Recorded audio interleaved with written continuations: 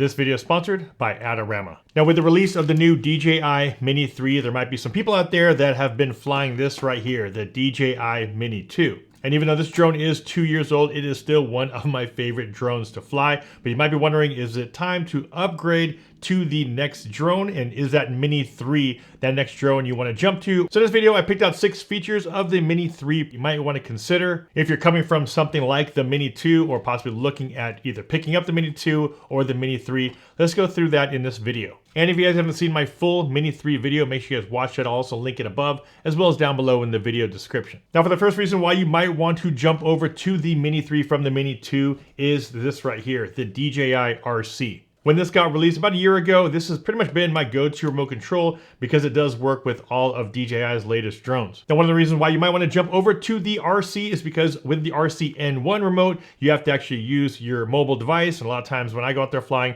I never really like using my mobile phone because sometimes when it gets either too hot or too cold, the screen will dim out. That you don't get that dimming on the RC. And plus, I just don't really like using my phone if I don't have to when I'm out there flying. So I'd like to have something that's dedicated for the drone, and that's what the DJI RC is. The controller is actually pretty lightweight and you have the built-in screen, so you don't have to worry about assembly and worry about the cord hookup here on the back. Next thing to consider is price. With the Mini 3 coming out, and if you are going to get the RCN1 package with the Mini 3, you are actually spending or going to be spending about $100 more if you were to jump up to the Mini 3 over the Mini 2 with the RCN1 package. I definitely would spend that extra $100 because you are getting an aircraft that's 2 years newer than the Mini 2. You are getting some upgraded camera specs, a new gimbal, and you just have a better flight experience in general with the Mini 3. Next reason why you might want to jump over to Mini 3 versus the Mini 2 is just what I just talked about. We do have an upgraded camera on the Mini 3. Now, while the video resolutions as far as shooting resolutions go are the same on the Mini 3 compared to the Mini 2, they all shoot at the 4K 30 frames a second as well as 1080p at 60. We do have a bigger sensor on the Mini 3, the 1/1.3 inch sensor, versus here, the Mini 2,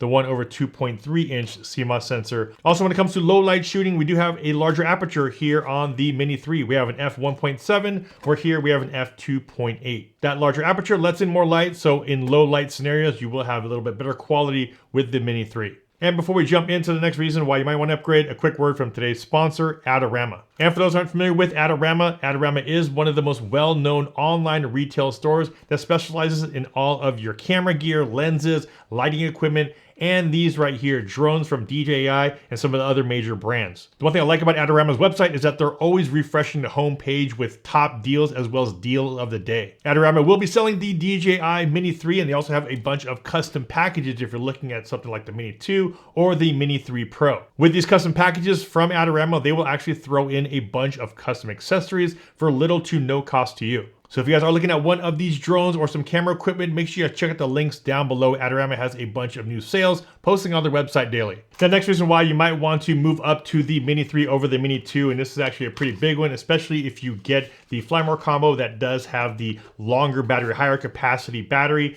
you are now able to get up to 51 minutes of flight time compared to what the Mini 2 is rated for, which is rated for 31. Now normally when I would fly the Mini 2, you'd probably still get around 18, 20, 22 minutes or so with the Mini 2, but with the Mini 3 rated for 51 minutes with the higher capacity battery, you'll probably get easily around 38, 40, 41, 42 minutes of flight time. Now, one thing to note, if you do get the higher capacity battery for the Mini 3, you will be going over that 250 gram mark. So if that was an issue in your area and you wanted to stay below 250, you would just have to use the lighter or lower capacity battery that comes with the Mini 3. Next feature we'll talk about that the Mini 2 doesn't have is we now have, with the new updated gimbal, we have vertical shooting on the Mini 3, which means if you're the type to want to post a lot of things to social media, such as TikTok, Instagram, Reels, or something like YouTube Stories, you are now able to turn that camera and that sensor from horizontal to vertical, and you can get true vertical shooting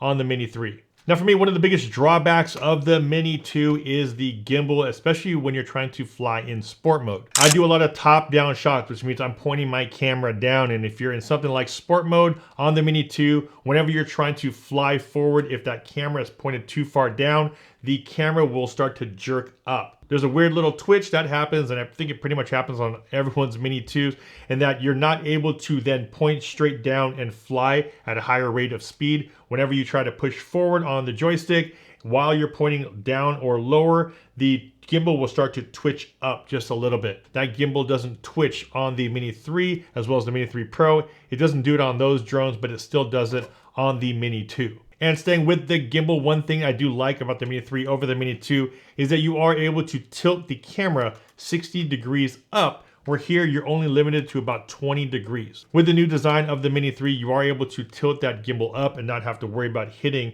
or seeing the top of the body of the drone. Plus, that upward perspective just gives you some options to have a little bit more dynamic types of footage compared to the Mini 2. And lastly, one of the features you'll really like about the Mini 3 is the tone of the drone compared to the Mini 2.